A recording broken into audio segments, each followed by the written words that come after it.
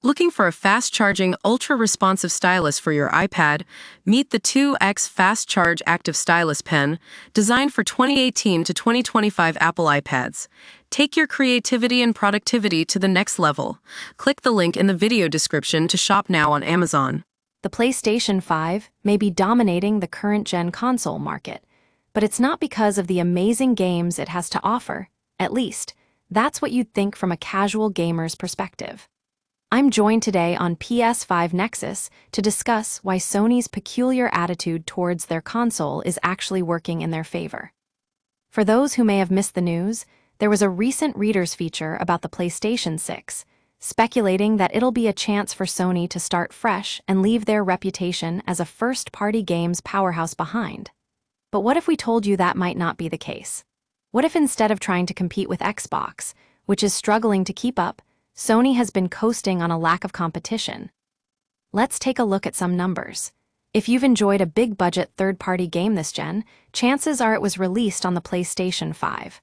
I mean, where else can you play Elden Ring, Baldur's Gate 3, and Street Fighter 6? The PS5 has become the undisputed market leader for AAA games, all without even breaking a sweat. Now, hardcore gamers might be thinking, but what about Sony's poor management? And yes, that's true, but it seems their strategy is actually working. Most people don't buy consoles just for exclusives. Nintendo fans are an exception to this rule. This means Sony can get away with producing fewer first-party games and still maintaining a strong market share. In fact, if we were to look at the sales figures for EA Sports FC and Call of Duty on the PS5, I'd be willing to bet that fully half of all PlayStation owners are only there for these titles. Which makes sense, right? They're two of the most popular free-to-play shooters out there. But what's interesting is how Sony has responded to this situation. By releasing live service games like Ghost of Tsushima, Rebirth, and Horizon Forbidden West, they're trying to keep their fans engaged without revealing too much about their plans for the future. It's not necessarily a bad idea, it's just that they've executed it poorly. Take Returnal, for example.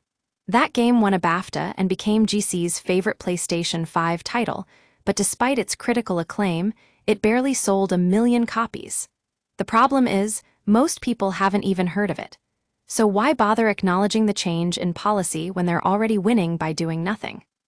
The truth is, if you ask your average gamer what makes a great game or a console worth buying, their criteria are likely to be very different from ours. They don't care about first-party exclusives or technical specs. They just want something that'll keep them entertained for hours on end. And let's face it, the PS5 delivers on that front. As long as Sony continues to produce games like Elden Ring and God of War, which might not be everyone's cup of tea but are still incredibly well-made, they can rest easy knowing their console is winning by default. So there you have it. Sony's peculiar attitude towards the PS5 may seem aloof or uncommunicative to us hardcore gamers, but to the average gamer, it's just a sign that they're not doing anything wrong. And that's something PlayStation fans should take note of.